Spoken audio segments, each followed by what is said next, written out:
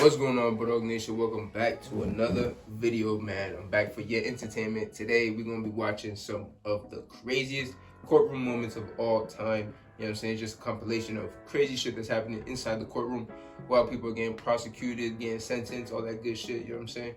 That has to do with the law.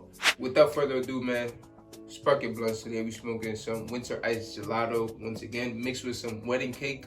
You feel me? So, spark up your blunts. Let's get right to the video, man. I hope you guys enjoy. This is Jaleel Smith Riley, who is facing charges for murder in Michigan. Smith Riley was involved in an armed robbery on November 16th, 2013 in Norwood, where he and two other men approached a parked car. Inside the parked car was 20-year-old Portia. There's always somebody watching. Boyfriend Aaron Martin. Camera's always Smith watching. Riley knocked on the window with a handgun and forced Martin, who was in the passenger seat, out of the car.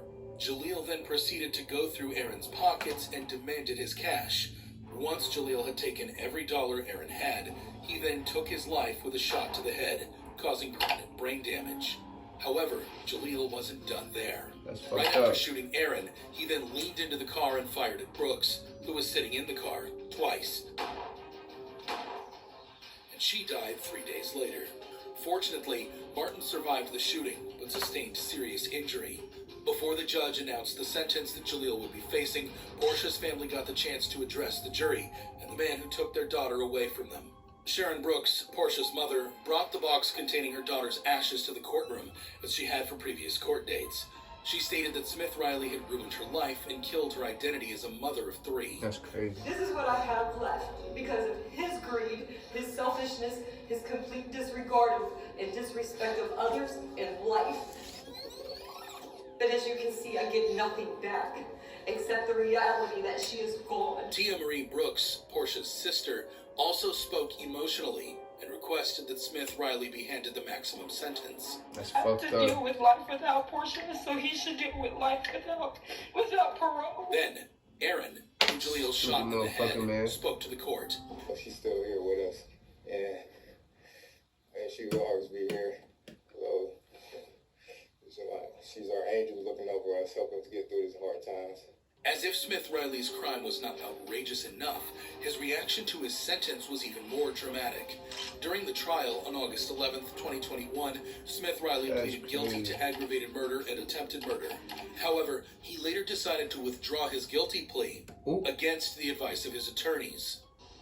Wow, he got balls. That's fucked up. Families of both of these victims, but when Smith Riley decided to reverse his plea halfway through the sentencing hearing, they were shocked, and his attorneys were too, in part because it puts the death penalty back on the table. Prior to receiving his sentence, Jaleel was heard apologizing in court as what appeared to be a last attempt at showing remorse.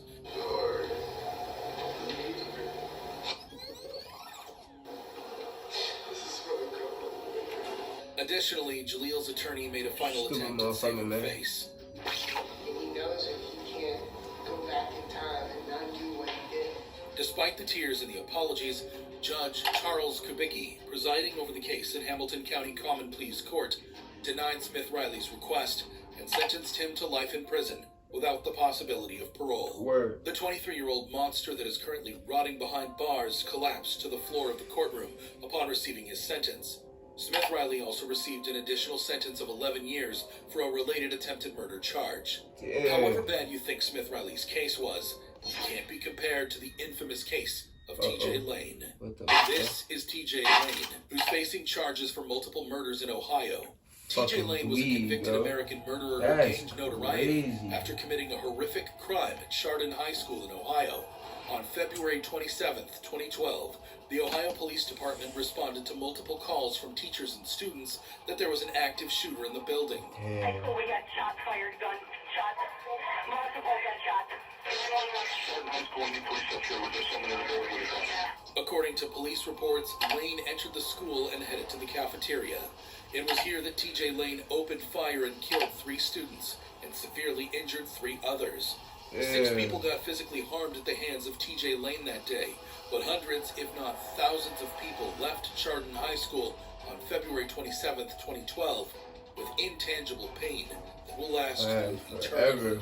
glances at your friends laying all over the place. There's blood, there's people screaming, everybody's running in different directions, and you're just trying to get out. I saw a kid holding a gun, pointing it towards a group of kids. Do you remember the look on the gunman's face? I never looked at his face, I just looked at the gun. I still can't think about it all, because it's just so scary. Lane's actions sent shockwaves through the community.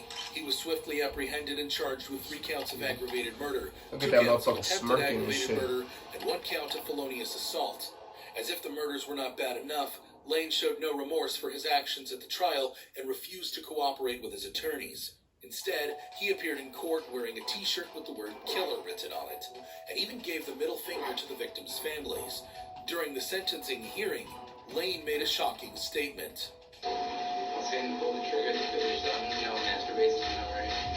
The statement caused outrage and disgust, not only among the families of the victims, but also across the entire nation. The judge presiding over the case, Judge David Fury, described Lane's behavior as heinous, unprovoked, and senseless, and sentenced him to 3 life sentences in prison 3 life, without yeah, parole. fuck that kid, Lane bro. didn't even bat an Stupid eyelid ass when he heard his motherfucker, man. sentence. He remained emotionless and unremorseful. You think he gonna run Lane's that shit in behavior and jail or reactions something? were likened to that of a He gonna psychopath. get murdered. However, not every convict remained emotionless after hearing their sentence, like in the case of Ryan Stone. This is Ryan Stone, who is facing charges for going on a crime splurge throughout the nation, including kidnapping and assault, all of which was captured and broadcasted live by helicopters. The chase began after Stone hijacked a car with a 4-year-old boy inside and drove off, leading police on a dangerous pursuit that lasted more than an hour. During the chase, Stone drove up to 100 miles per hour and was reckless in every regard of the word. He's seen here overtaking an innocent civilian on the highway, throwing them out of the car before carrying on in the new vehicle. But that's not all. Watch here as he exits the highway, opens the car door at full speed, then slams onto the brakes right before crashing into another car parked in an intersection. Investigators believe this was a sorry attempt at another carjacking. Stone also crashed into several other vehicles during this chase, causing numerous injuries. At one point, he even came inches from taking out a policeman who was trying to place stop sticks on the highway. He eventually crashed the stolen car and attempted to flee on foot. What the fuck? Saw how close that shit was, B?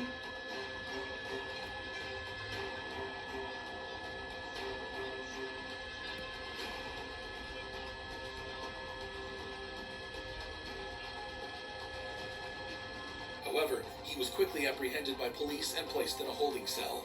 As if Stone's actions weren't bad enough, he was caught on tape boasting about his actions to a friend who visited him in the cell.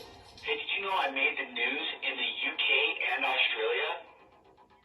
What? Yeah, my lawyer told me I made the news in the UK and Australia.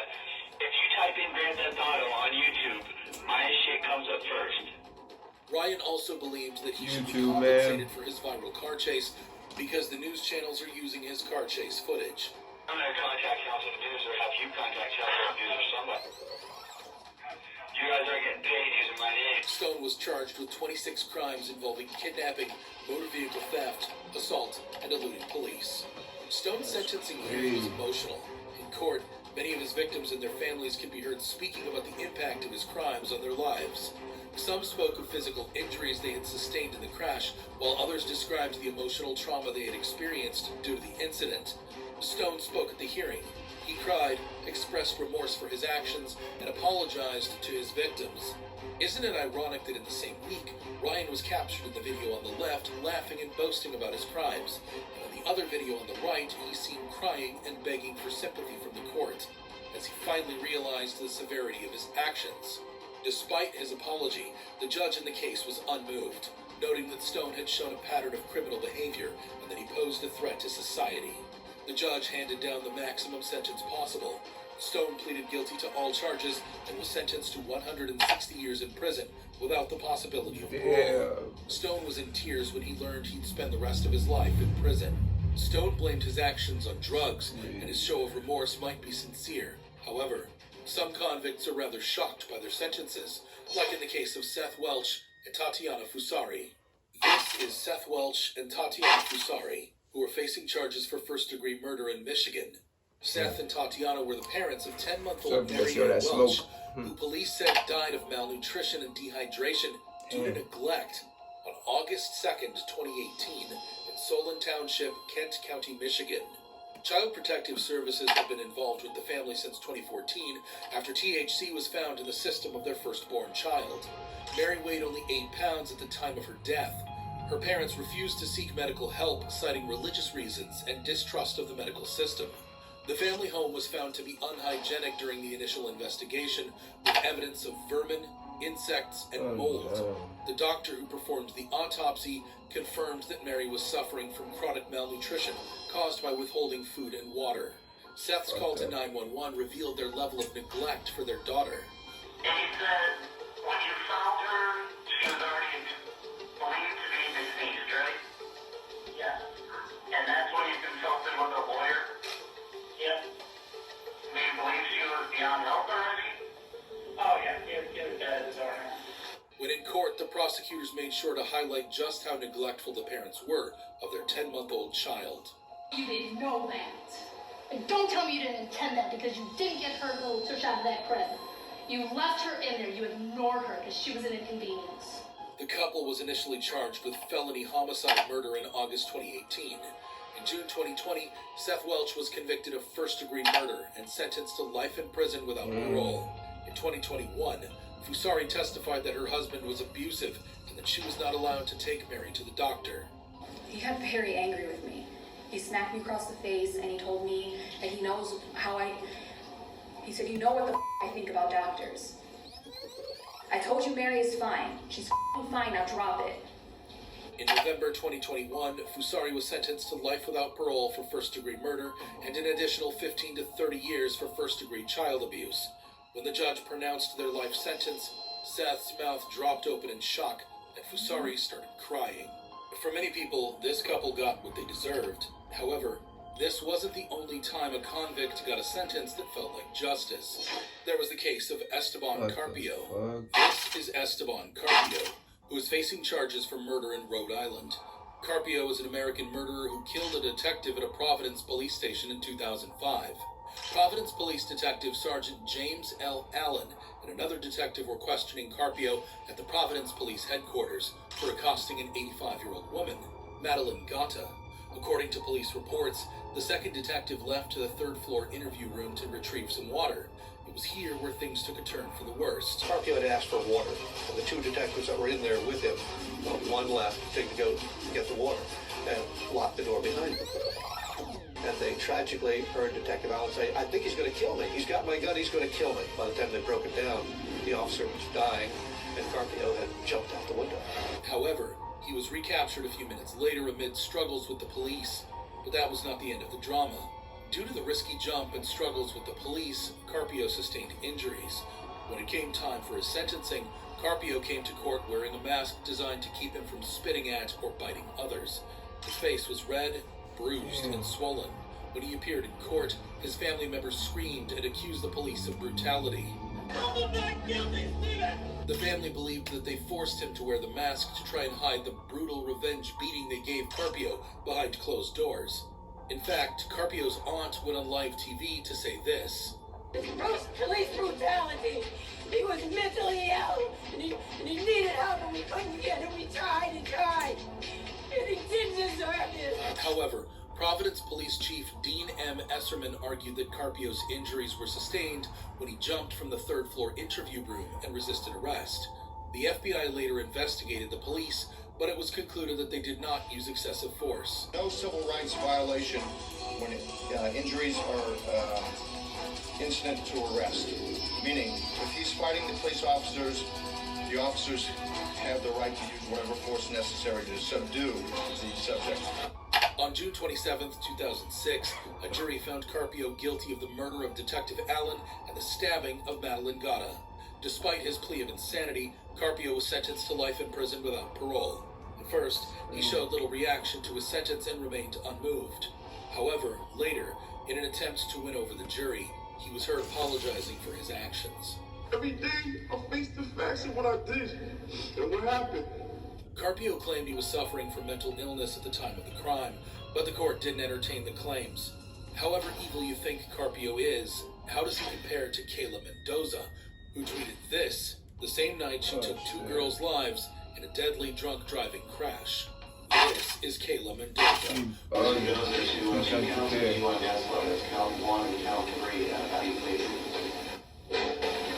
Who's facing charges for double manslaughter, among other charges in Florida. The 20-year-old woman who was not licensed to drive was convicted of the murder of two women while drunk driving in Fort Lauderdale, Florida on November 17th, 2013. Wow. Before the crash, Mendoza went to a local bar with her manager and colleagues from her job where she drank 2 fishbowl margaritas. Damn. A few hours later, Mendoza got behind the wheel of a Hyundai Sonata and drove the wrong way on the Sawgrass Expressway. She's Kayla hopped into her car and went speeding the wrong way down the freeway at more than 80 miles an hour. She collided head-on with another car, killing these 2 beautiful young women, Marissa Cotroneo and Caitlin Ferrante, both just 21. Mendoza was charged with 2 counts of DUI manslaughter while impaired, 2 counts of DUI manslaughter with an unlawful blood alcohol level, 2 counts of vehicular homicide, and 2 counts of driving without a license causing death. Mendoza's then boyfriend owned the Hyundai Sonata involved in the crash and explained that the Too Drunk to Care tweet was directed toward him. The Too Drunk to Care tweet was for my boyfriend because he was upset I was out, hanging out with them and with Marcelo drinking because he wanted me to be home. The Ferrante and Cotroneo families filed lawsuits against Mendoza, her boyfriend, the T-Mobile store where Mendoza was employed, and the Tijuana taxi company. On May 4th, 2015, 2 months after pleading guilty to 2 DUI manslaughter charges, Mendoza was sentenced to 24 years in prison. Mendoza was apologetic throughout the trial. When she heard her sentence, her apology and crying intensified. How much time passes, I'm going to live with that in my heart every day. After her sentence, Mendoza will also serve 6 years of probation and is permanently banned from driving a motor vehicle. Mendoza's apologies and remorse showed that she may yet be saved. However, the same cannot be said for Adrian Dunn. Damn, man. That shit was crazy, gang. These motherfucking murderers, man. These people out here driving reckless and shit. People drinking, doing drugs. These terrible parents out here, man. This shit is real. I can't believe this shit, man. Make sure you guys don't drink when you drive. Make sure you guys aren't doing drugs, man. Make sure you guys are watching your kids, man. Be good parents, be good people, man. Be good drivers, you feel me? Shit is crazy in this fucking world, man. Anyway, if you guys did enjoy that video, you know what I'm saying, please let me know in the comments below. Don't forget to drop a like, you feel me? And subscribe to the channel for more videos, you know what I'm saying? Stay tuned for the next video, and I'll see you guys next time. We out.